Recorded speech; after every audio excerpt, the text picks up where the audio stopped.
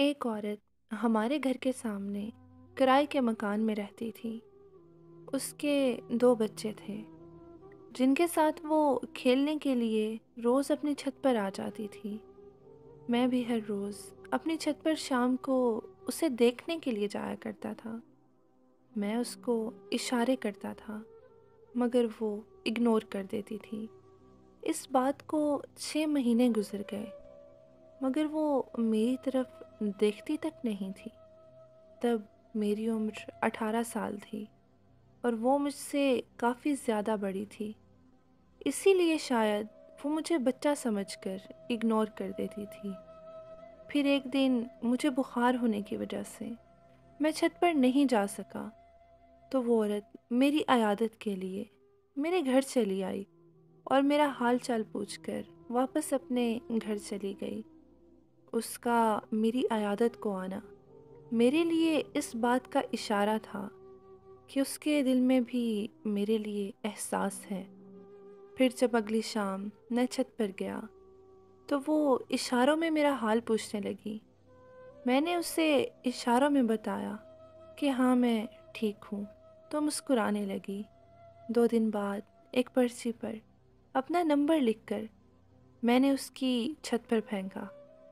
फिर उसने मुझे फ़ोन किया तो मैंने उसे अपनी मोहब्बत का इजहार कर दिया और पूछा कि क्या वो मुझसे शादी करेगी।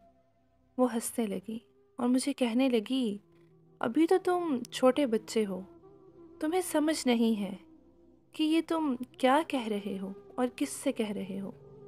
वो कहने लगी कि तलाकशुदा औरत से कोई शादी नहीं करता और मैं तलाकशुदा होने के साथ साथ 2 बच्चों की माँ भी हूँ। उसने मुझे कहा कि तुम अच्छे लड़के हो और हम बस सिर्फ दोस्ती की हद तक रह सकते हैं। मैंने उससे शादी की ज़िद की तो उसने मुझे कहा कि अगर तुमने दोबारा शादी की बात की तो मैं तुमसे बात ही नहीं करूँगी। मैं वहाँ पर चुप हो गया और हम दोस्त बनकर रहने लगे।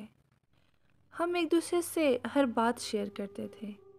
एक रात हमारी फ़ोन पर बात हो रही थी तो उसने बताया कि वो घर पर अकेली है क्योंकि उसके अम्मी अब्बू शहर से बाहर गए हैं।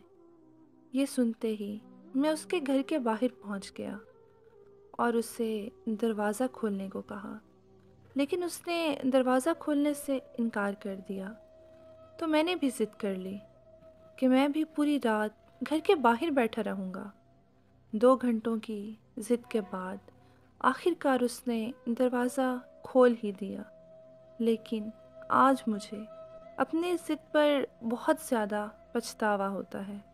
काश मैंने उस दिन अपनी ज़िद छोड़कर उसकी बात मान ली होती तो आज वो ज़िंदा होती। उसके दरवाज़ा खोलते ही मैं अंदर चला गया।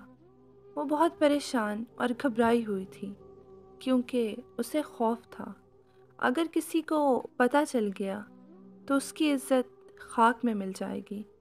और फिर उसका डर सच साबित हो गया। मुझे किसी ने उसके घर जाते हुए देख लिया था और उस शख्स ने पूरे मोहल्ले में मसला खड़ा कर दिया।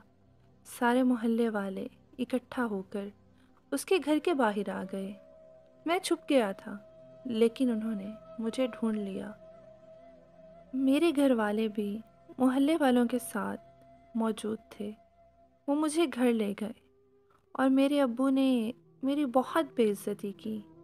लेकिन मैंने अपने घर वालों से साफ कह दिया था कि मैं उस औरत से शादी करना चाहता हूँ, वरना मैं जहर खा लूँगा और मर जाऊँगा। तो मेरे घर वाले मान गए और अगली सुबह उस औरत के वालिदैन के वापस आने पर मोहल्ले में पंचायत बैठ गई। पंचायत में सब आ गए थे मगर वो और उसके वालिदैन नहीं आए। फिर थोड़ी देर बाद खबर आई कि उस औरत ने जहर खा लिया है। मैं वहाँ से उसके घर की तरफ भागा लेकिन मेरे पहुँचने से पहले वो मर चुकी थी। उसे इस दुनिया से गए 8 साल हो गए हैं لیکن میں آج تک اسے بھول کر کسی اور کا نہیں ہو سکا۔ مجھے آج بھی یہ بات اندر سے کھا جاتی ہے کہ کاش میں اس دن ضد نہ کرتا تو وہ آج زندہ ہوتی۔ اس سے بڑا درد کیا ہوگا کہ میری وجہ سے اس کی جان چلی گئی۔ دیکھیں، محبت کرنا کوئی گناہ نہیں ہے۔ جب سچی محبت ہو جائے تو رنگ روپ، امیر غریب، کالا گورا یا عمر میں فرق محبت میں نہیں دیکھا جاتا۔ جب محبت ہو جاتی ہے تو ہو جاتی ہے۔ وہ ایک شعر ہے نا کہ وہ محبت کو ہوس سمجھتے ہیں تو کہہ دینا اسے، وہ محبت کو ہوس سمجھتے ہیں تو کہہ دینا اسے، ہاں بدن ہی چاہیے لیکن تا قیامت چاہیے۔